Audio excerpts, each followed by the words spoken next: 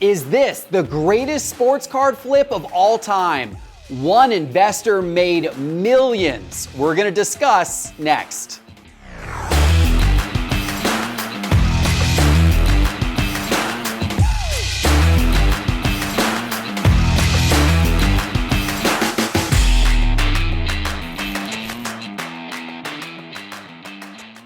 Hello, sports card investors, and welcome to another episode of Cards on the Table, our fast-paced talk show where we talk about a variety of important topics around the world of sports cards, including an investor who made millions.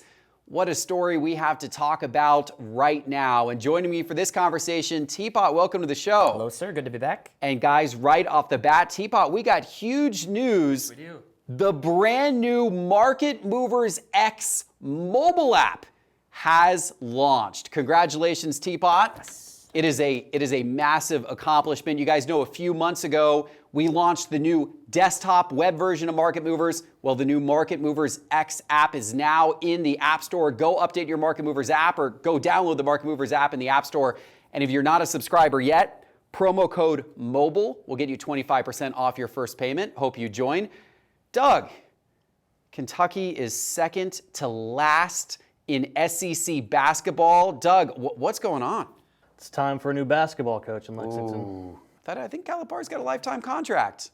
But he also doesn't have a buyout, so if he just wanted to, take his own way out, I don't know that anybody would be stopping him. Or if cousin Vinny wanted to maybe escort him out of the building. You know some people up there in like New Jersey, New York who could maybe the good news, go talk to your coach? The good news is Kentucky hasn't covered a spread, and I don't know how long, so there's a lot of free money opportunities there. Wow, you're fading your own team. That's when you know things have gotten bad, when you fade your own team. Wow. All right, guys. Well, speaking of actually kind of fading something in a little bit of a different way, this story about the sale of the Luka Logoman 1 of 1. Now, you guys probably have heard elements of this story before, right? The famous Luka Logoman 1 of 1 from 2018 National Treasures basketball that was pulled in a break by Layton Sports Cards a few years ago.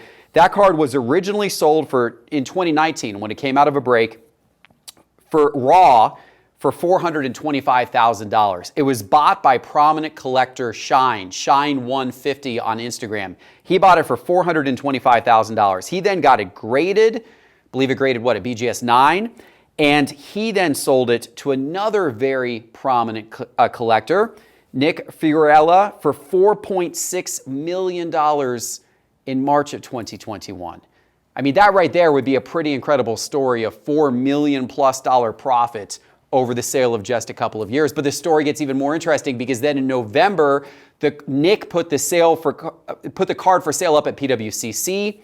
It sold for $3.12 million. So Nick took a bit of a loss on the card, but it still sold for a relatively strong price. But then it was just last week that Shine came out publicly and revealed that he was the one who bought the card back. So now we've come full circle. Teapot, what do you make of this story? Is this the greatest flip of all time? And what can we maybe learn from it? Yeah, I mean, it has to be the greatest flip. I learned from it. This is like money at a level I just can't conceptualize, honestly. There was a lot of immediate reaction of like, what a bloodbath, Nick who flipped, who sold it. Man, why would he do that? Or look at how much money he lost.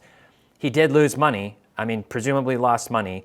The whole market in that time frame lost money. If you look at Luka's silver, Prism Silver PSA 10 in the same time frame, it's down 77%. This card is actually down, let's do the math on it, less than that, 32% in the same time frame. So it's, it's a loss. It's a huge loss. It's not down nearly as much. Card like that, a really important 1 of 1, I think is going to hold value better. Now, Shine, he just made out great on this situation. He made over $1 million in net profit after the initial $495 or $425, and then the sale, and then the rebuy. Now he's got the card. The big question for me is, what does Luka have to do to make sure that he doesn't lose all the money that he put into this card? It is not unreasonable to think Shine could come out behind on this if Luka doesn't end up being one of the greatest players of all time. And we know he has the talent and the potential. And we're going to get into, I think, Luka a little bit more later in terms of that. But there's a lot of things that have to go right. But for now, Shine's got to be feeling pretty good. He's sitting pretty. He made $1 million and he's still holding the card. That's a pretty dream scenario. Yeah, I made close to $1.5 million and still has the card. I mean, that's pretty incredible. What do you think, Doug? So on the surface, what Teapot mentioned is this is a lot of money and it's hard for us to conceptualize, but it's a practice that almost any of us can employ, really, right? So even if you're just a collector and not even an investor, you can look at opportunities to move PC cards when they're maybe overvalued or hitting their peak, and then get back into those exact same cards later. A good example, I collect a lot of former Kentucky players right now. Shea is really hot. So Shea Gilgeous-Alexander, I've got some pretty decent Shea cards, nothing amazing, but I can move those all right now if I wanted to. I could get back in those exact same cards in the offseason at a much lower price point and pocket some profit. Or maybe I could, at that point, liquidate and look for something bigger, a really big Shea card that I didn't have a chance for before. So, we can all sort of use that same tactic to our advantage, even if it's not at $1 million scale. You can do it at a much lower scale and still be successful. Using market movers to time the market the best you can is really the best move there. Yeah, I mean, I wish in retrospect that I had, sold more of my PC cards back in, early 2021 perhaps, and maybe bought them back today. I would have done pretty well. I would have had one of these, Shine-like experiences had I done that. I probably held on to a few too many of those cards. Scary with one-of-ones, though. You don't know if those are going to pop back up. And that's what I was going to say. I think that strategy is a reasonable strategy to employ if you have cards that you're relatively sure you're going to see, come on the market again. I mean, if it's a card that's a population of, at least 30 or 40, I think you have security in that, that card's going to pop up once a year, once every other year. It's going to come back eventually again. But if you get into some of the, especially one of one, but even a card that's got a population of, 7 or something like that, it's like, you just don't know when you're going to see that again. Sometimes these big cards, they sit locked away in collections, and collectors may not have any financial motivation to want to give them up. They don't care about the dollars and cents. They love the card. Are you ever going to see that one come up again? Yeah, there could be a big difference, too, between private sale and obviously private sale. I know there was apparently some documentation of that initial sale and everything, but private sale versus auction, public auction, right? Two different scenarios. And in the former, you have somebody maybe sitting there, like you said, saying, I'm good with this card. This is my asking price. If you really want it, come and get it. Or I'm going to put it up on auction like we saw with the Aaron Judge ball, where you get all these private offers and you roll the dice. Yeah. Am I coming out ahead? Or right now it seems like auctions are going for less than what people are kind of demanding on a more buy it now private sale basis. Yeah, well, you can often get more if you're willing to be patient and put it out, buy it now and take offers. But anyway, it depends. All right, we're out of time on that topic, but we got other really, really good ones to discuss. So in our last Cards on the Table episode, we all talked a little bit about 2023, the new year. We made some predictions around some cards that we thought could go up potentially in value this year, cards that we had our eyes on.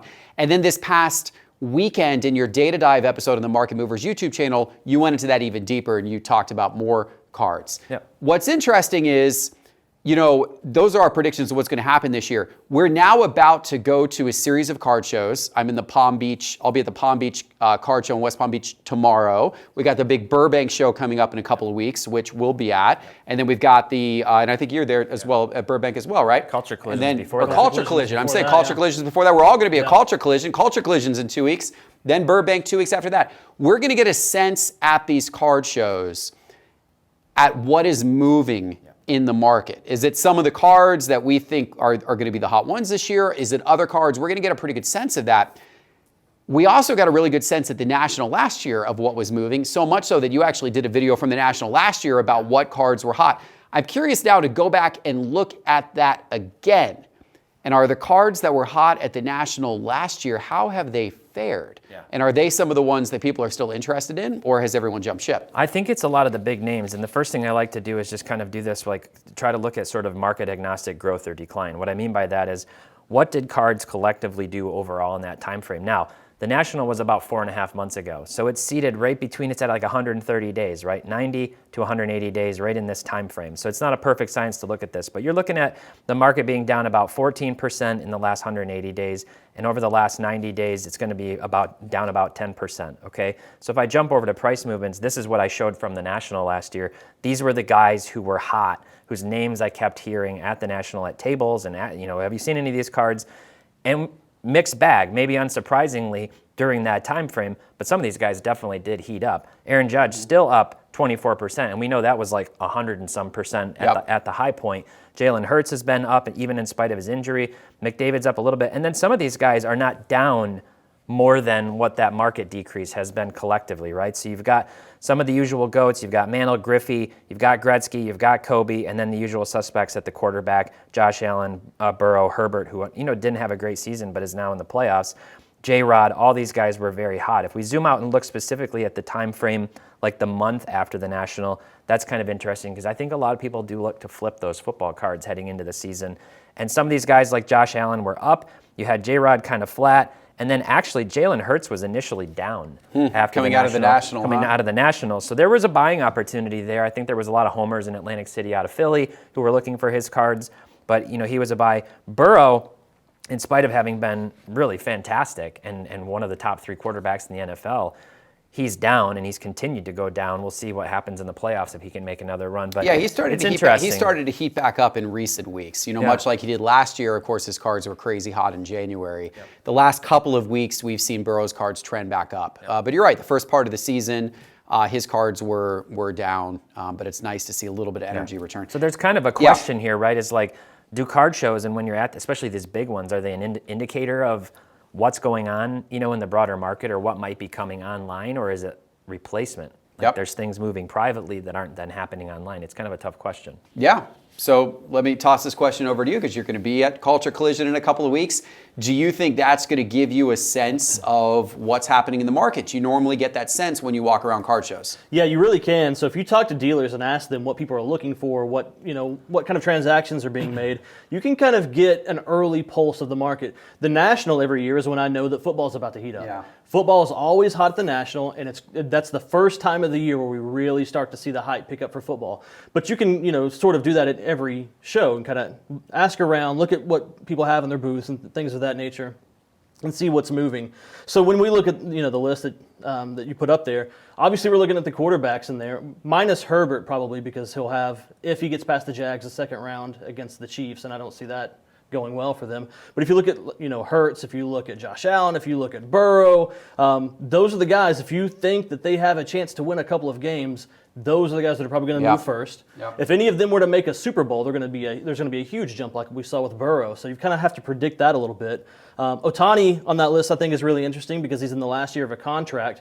And if he were to go to either a major contender or a bigger market team, something like that, I hear the Dodgers, I hear the Mets. Ohtani's a guy to look out for. And, of course, McDavid, we're at full swing NHL now, and he's fantastic once again. He's a perennial lock to win the Art Ross Trophy. So depending on what kind of milestones he reaches this season, there's a lot on the table. He's another guy who could always do well, just currently and long term.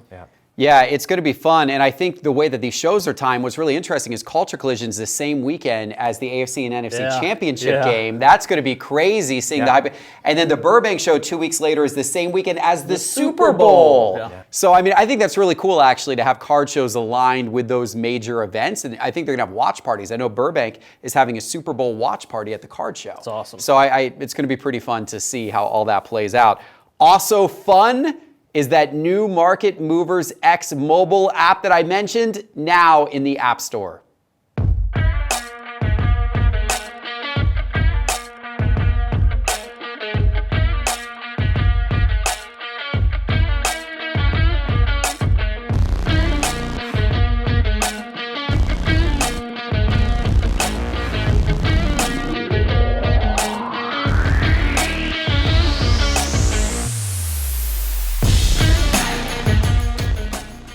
All right, guys, grab that new updated Market Movers app right now. Just go in the App Store on your phone and search for Market Movers. All right, let's get into this next topic.